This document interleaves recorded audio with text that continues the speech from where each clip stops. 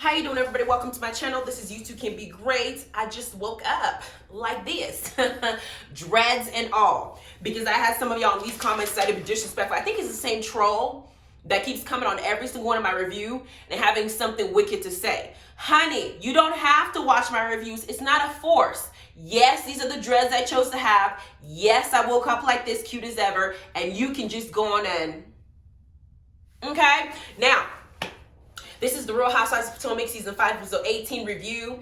I already issued a disclaimer in my last review, letting y'all know that this is my opinion. It's my channel. I'm going to say how I feel, and no, I will not be bullied verbally into siding with whatever personal opinions you have. You're allowed to have your own. So far as you articulate them respectfully, I will articulate mine respectfully. Because I had some people say, well, Real Housewives of franchises, you know, people talk shit all the time.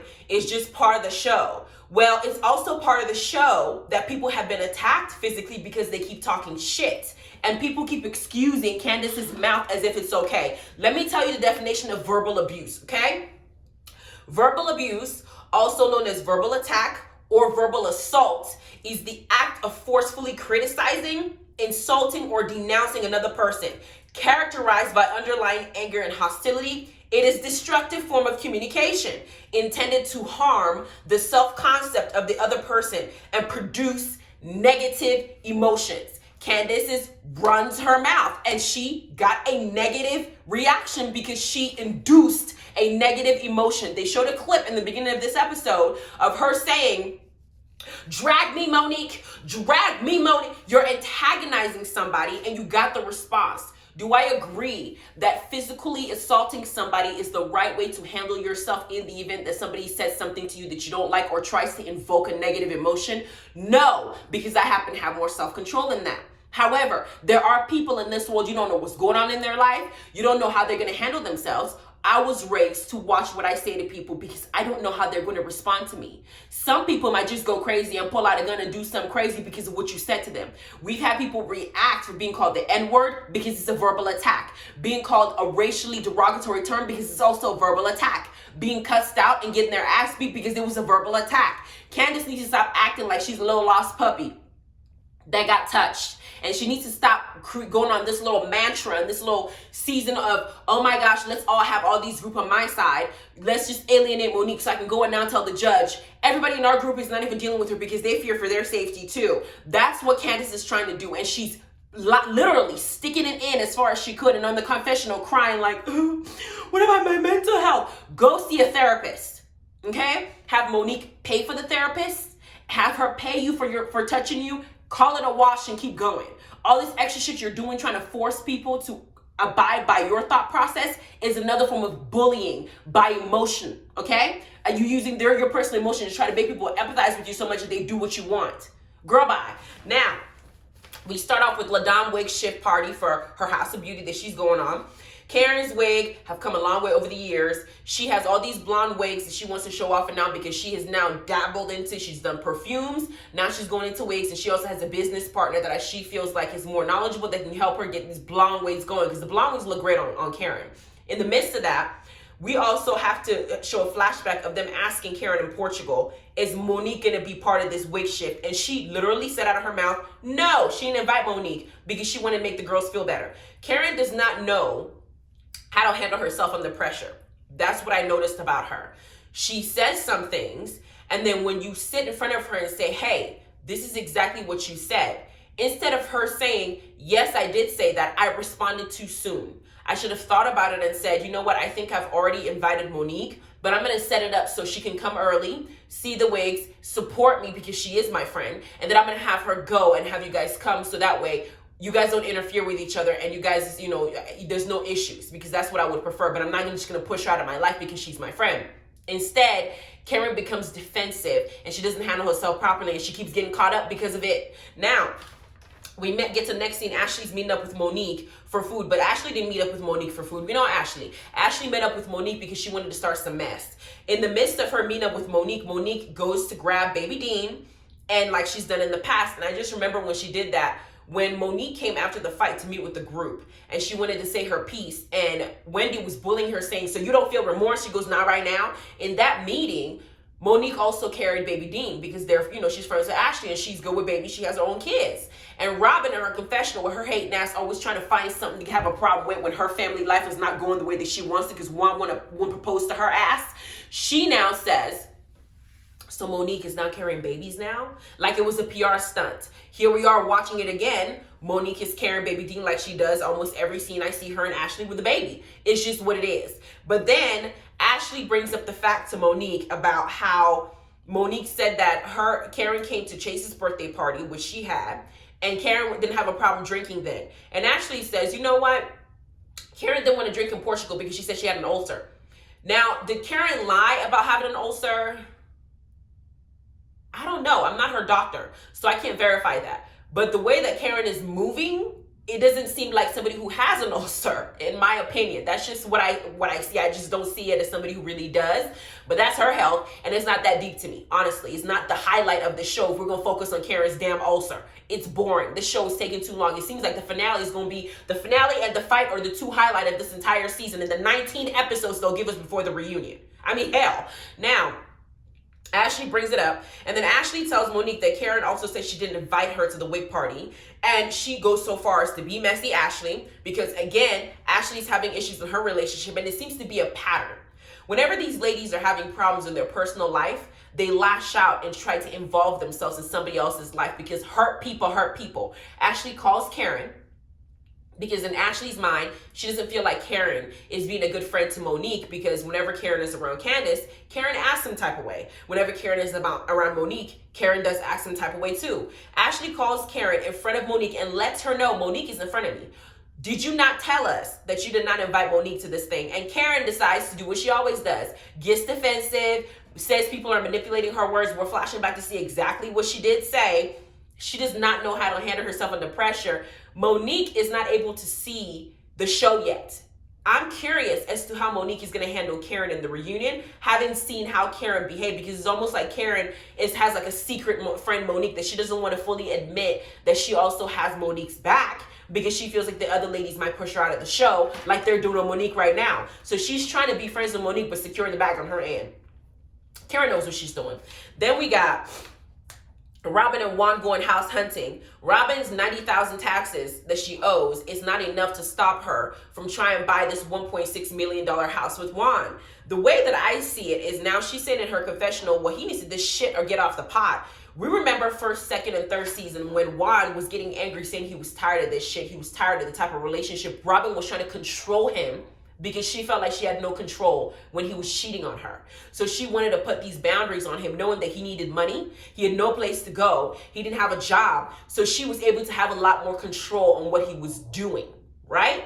Now that Juan has money, Juan can easily leave that family and go and be with whoever he wants to be with. And Robin is pushing for marriage. That's what that is. Robin ain't stupid. She's sneaky just like Gizelle's ass. The only way that she can keep Juan in that house now that he has money is by putting him into more debt, hence the $1.6 million house, and forcing him to marry her. Because before, when Juan was talking about it in a few seasons and Ashley was going after Robin saying what you're doing is not right, it's not conducive to a healthy environment, Robin says, I don't really care about marriage right now. I don't really want marriage right now. I think that we should just worry about ourselves. We're happy the way we are.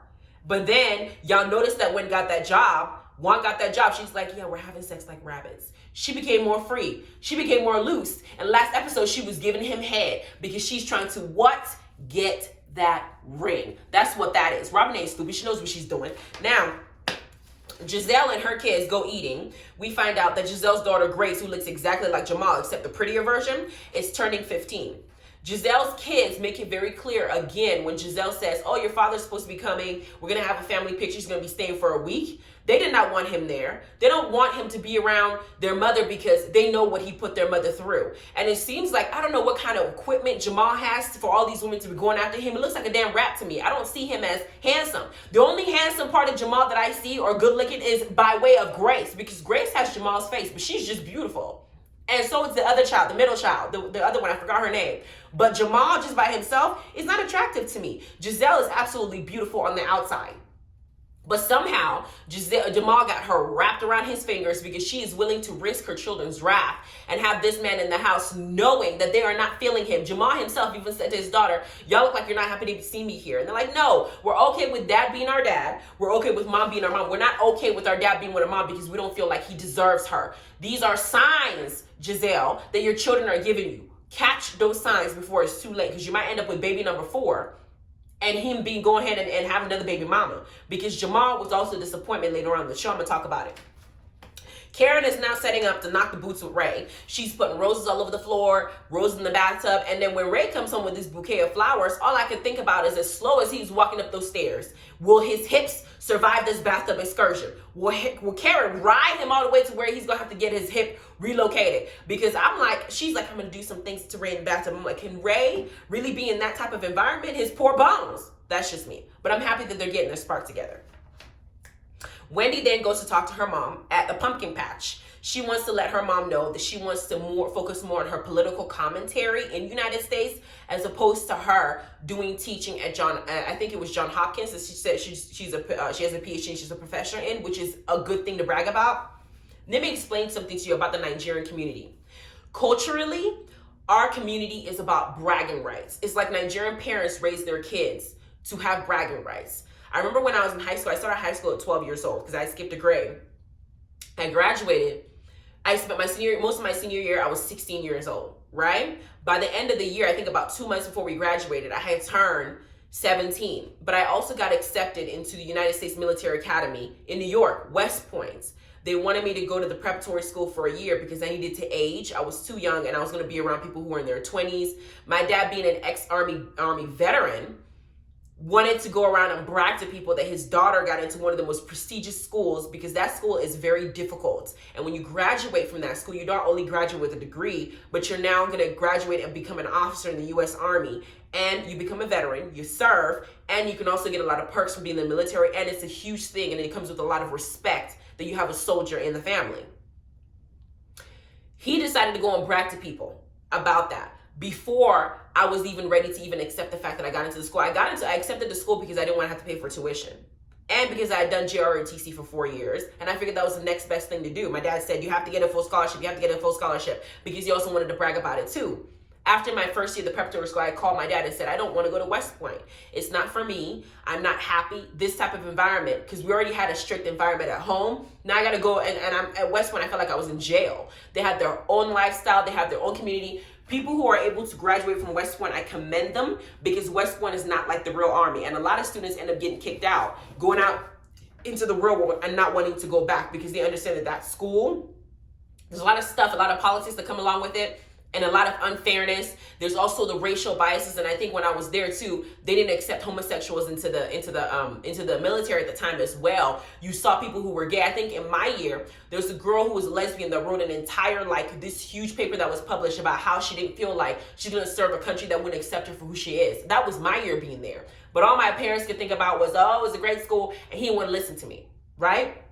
At the end of my first year, things were just all bad. My grandfather passed away, and they were like, you know what? This school is not for you. It just seems like it's too much for you. When I came home, the year I was home, before I got transferred to another university, my father berated me the entire year and made me feel like I was a huge disappointment because I didn't make it in the school he had already bragged to everybody that I got into, without listening to me when I told him it's not for me. I'm not going to live my life for you. It took a long time before I was able to even forgive him for that, because that entire year at home before I transferred, it was hell. Even when my grades were great and I was picking myself back up, he didn't care. He didn't care. I was showing him my grades and he'd be like, yeah, whatever. Like, he didn't even want to see it. Here I am now, graduated with my master's, I get my master's next month. And he's pushing me to go get my PhD now. He forgot how things were back then. Now he's picked up another thing to brag about. That's what that is. So I understand Wendy's point in going to talk to her mom, because her mom in our community, they like the bragging rights that they get, and they like the when you go into a room, people say, oh, that's the woman whose daughter has a PhD and whose daughter is a surgeon and who's in the United States doing all these wonderful things. She deserves respect because she raised her children right. Like, that's the image that Wendy's mom wants. She likes it. It's like a celebrity almost, and she's willing to let her daughter be unhappy if that's what she's gonna get. But Wendy broke down. And then her mom finally said, you know what? basically naming all the other things that she's proud of her about. You're a good mom, you're a good daughter, you're a good wife. But she didn't touch on the fact of saying, I would be proud of you if you went that route. She knows she don't want to do that because then she has to now find something else that she's going to have to brag about. Maybe she'll wait and see if Wendy's going to be successful in that. When Wendy's successful in it, then she's going to have something else to brag about. Until then, it's going to be up in the air. Now, we got Gizelle's family. Gizelle taking her daughters to go and do the family shoot. And we learned that Jamal's not present for this family shoot. The last family shoot they had was when the kids were little, right? It's almost like Gizelle wanted something that she can now post to let the church congregation and everybody else know who's after him, that he is now with his family, they're together. I almost feel like Gizelle has some trust issues still with Jamal, because Jamal did not make this family shoot. He was in Ghana. And I'm thinking, I don't trust Jamal either. I do feel in my spirit Jamal is still cheating on her. And I feel in my spirit that Gizelle knows that he's cheating on her. And the producers asked her, Gizelle, why aren't you having the same energy with Jamal like you've had with the previous guys we've seen you with on the show? Y'all remember a few seasons ago when she had, whose wedding was it? I think it was Candace's wedding. She had a date and she wanted that man to go on a date with her, go as her date for the wedding. The man said last minute he couldn't come. She broke up with him in entirety, saying it was so hurtful, it was so horrible, she's hurt. Jamal is in another, it didn't make the flight to come and take photos with you and the children he made with you. And you're here talking about, there's nothing I can do about it. You know what happens? Everybody sees what Gizelle's doing. Gizelle is stigmatized by Jamal, and everybody knows it. Something about this man makes her lose her mind and probably lose herself. Everybody is seeing it. Even the guy that was on the chair helping her friend, talking to her about it, she had to get up and walk away because she wanted to put on her face and say that she's fine with it. She's fine. She ain't fine with it. And then when she called Jamal, who she wanted to talk to her and make her feel more comfortable, as in maybe like give her some support, like, I'm so sorry I wasn't able to make it. I really want you to send me those photos when you're done because I want to see them. What about us rescheduling? Is there a way we can do it another time? I still want to come and spend the week with you and the kids because it's very important for me to be here. He rushed her ass off the phone. She knows she embarrassed. Then Ashley's family, we're in Ashley's scene, and Ashley's family is showing up at their house to grill Michael for the hotel tryst. This is the first interaction I think I've heard since they've talked about Michael being in that hotel and taking a picture with his underwear. We all know he fucked that girl. Because at first, Michael tried to say he fell asleep and didn't do nothing. We all know he screwed that girl because Ashley has now made it a point to drop little nuggets and tell us first that they had an open relationship, so that way we can understand that before they could go outside the marriage and they could have threesomes. If Ashley likes somebody, they'll go and have a threesome. If Michael likes somebody, they'll go have a threesome. It was cool. Michael and her, after the baby came, or right around the same time when they were trying to build a family, had decided that Michael and them and Ashley would not go and seek out, other people outside the marriage. It would just be two of them. Michael waited till the weekend that she was gone, had her take the babies, and then went out there and found somebody to screw because he thought he was going to get away with it. That's cheating. But Ashley didn't want to call it cheating for a long time. She wanted to make little ways of explaining it. This is the first time that her family looked him in the face and said, you cheated on your wife because you did cheat. You cheated on her. And it doesn't seem like it's something that Michael is willing to fully accept. Possibly because they had an open relationship and it's hard to kind of reining people when you're out here screwing other people in the first place. Somebody might say, well, we've been doing it before. I don't know what's the difference now. Things like that. Then we had Karen's wig shift party. Karen's wig shift, Monique came to support her. But Monique also wanted to talk to Karen about denying her by way of denying that she invited her. And Monique kind of came like low-key, like she was there to like drop off something real quick and disappear. She was there for all of 2 seconds and she thought that she was going to spend time with Monique. Karen must have realized when Ashley called her that she had already told the girls that Monique wasn't going to be there. She couldn't call Monique and say, well, Monique, the girls don't want you here. So I think it's best for you not to show up because I'm going to now go ahead and make them feel better because I don't want to be booted off the show. It's part of how I make my money. So I'm just going to have you come in here for 2 minutes, play your part, act like you support me, be happy about it, and I'm just going to sneak you out the back before Candace shows up. Candace had texted Karen saying, I'm almost there. Karen got that text message, and Monique was right. She got rushed out of the place. And Monique didn't hesitate to call Ashley and say, you know what? Ashley, I think you were right when you told me what Karen was doing because she basically rushed me out of here. I was there all of 2 seconds. I got dressed, came there to support her. I told my driver to wait a certain way, and she just literally treated me like I was somebody that didn't matter to her. And I feel for Monique. I do. Seeing her this episode, I was very happy to see her. Monique is absolutely beautiful. I love her energy when she's calm, when nobody's antagonizing her. I like her. And I know that Monique is a very supportive friend for people that she actually cares about. It's when people try her that she acts out the way that she acts. I'm forever loving Monique. I don't care. I like Monique. I also like Candace. I just don't like how Candace is acting in this season. I don't like it. I was a fan of Candace. Hell, I was a fan of all the ladies except for Gizelle. I was kind of talking about Ashley. The first season, Ashley was getting on my damn nerves too. But I learned to understand each people for how they behave and understand each character for how they act. Just like Real Housewives of Atlanta. Kenya is not my cup of tea sometimes because Kenya is a shit starter. Kenya is just boring sometimes, but I still like each person for what they bring to the show, right? But this particular season, I think Candace is overdoing it. And I think that she's not just trying to make it clear that what happened to her was a horrible thing. I feel like she's trying to be vindictive and malicious and trying to basically alienate Monique from all these girls as if Monique is a cancer or something. And Monique is not like that. That's the reason why Candace gets the heat from me she gets, because she's going too far with it. Focus more on whatever's going on between them. Don't bring anybody else in this mess. They don't have to side with you, girl. Now, anyway, Candace then shows up. Monique's already gone. And when she shows up, she does what she always does. She immediately starts talking shit about Ashley. And in her comments, she said that seeing Ashley and after what she heard from Ashley in Portugal, that Ashley has confirmed what she thought of Ashley in the first place, that Ashley is trash.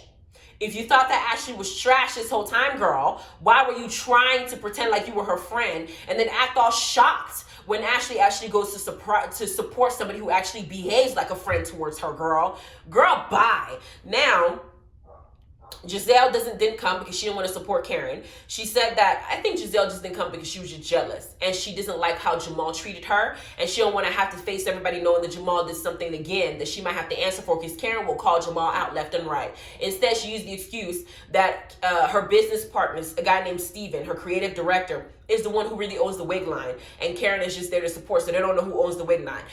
Giselle could have just as well been in that environment to support Karen without having any interaction with Steven in its entirety. She just didn't want to show up because she wanted to stay face. That's what that was. Then Wendy, Robin, and Gizelle showed up. And Wendy and Robin showed up, and all of them had some kind of shade to throw at Karen. Wendy, we know, don't like Karen because Karen don't like Wendy's ass. Robin talks to Gizelle, and if Gizelle decides that she don't want to do something for something, Robin's going to show up and have an attitude because Giselle's not there to have the attitude. She's going to have to be Giselle's mouth. That's what that is. Then, at her own event, these ladies decide to attack her, Ashley included, because Ashley showed up and gave her a bottle of antacid, trying to make a joke about her drinking with Monique, but in Portugal not wanting to drink, but she has an ulcer. And so now Karen is feeling defensive again. And she's not got to protect herself, protect her image, and explain herself, which I'm like, girl, don't explain your ass to these heifers. They don't deserve it. Then we got, all the girls being mad because now they have to find out that Monique was just here by way of Ashley, and that that Monique was rushed out. Karen now was trying to say, hey, I made sure that you guys weren't uncomfortable, so I made sure that she came here very quickly and she left. But then Candace tells us that Karen actually texted her saying come early, which means that maybe Karen wanted Candace and Monique to talk face to face away from the girls and actually express themselves without having their influence. I think that was Karen's intention, but the execution, girl, the execution was horrible. It was absolutely horrible. Because here's Karen now going after Robin, who's trying to gang up on her, saying, when Karen said something along the lines of, well, I just didn't want to drink. If I don't want to drink, I don't have to. Then Robin says, so you don't want to drink because you're worried about what comes out of your mouth when you drink. Karen then says, no, you need to worry about what Juan does when he drinks. And we see the next episode that's supposed to happen, that's supposed to be the finale, y'all. Michael knows something that Juan did. Karen knows something that Juan did. And I bet you Ray knows something that Juan did, because when that was said, Ray excused himself. There is something that Juan is doing that Robin probably knows that Juan is doing, probably cheating on her, and she's trying to do what Gizelle is doing. Let's find some other problem in somebody else's relationship and behavior to take the heat off of us so the world don't talk about us so we don't feel embarrassed. That's what that is. Outside, Wendy's running her mouth. Karen is not your friend, Candace. She's not your friend. Girl, Karen, I think, is trying to maintain both sides. I just think that she's not doing it so well. I think that she's she has a concept in her mind of how she wants to do this. Let me have both people. But when she tries to execute it, it's just not done right. That's what that is. I can't wait to the reunion, the finale, just to go ahead next week, get it passed, so we can have this reunion, so Real Housewives of Atlanta can come on.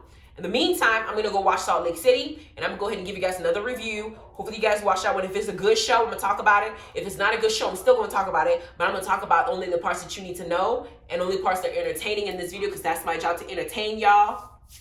Leave your comments below. Like and subscribe with the notification bell. Those of you who are not getting my notifications, go ahead and troubleshoot to make sure that yours is working very well. Or every week, just go ahead and click on my name in your subscriptions. You'll see a dot next to it that shows you if I've posted a new video. So you can see it that way, because YouTube right now is fucking up during the pandemic, all right? Bye. Love y'all.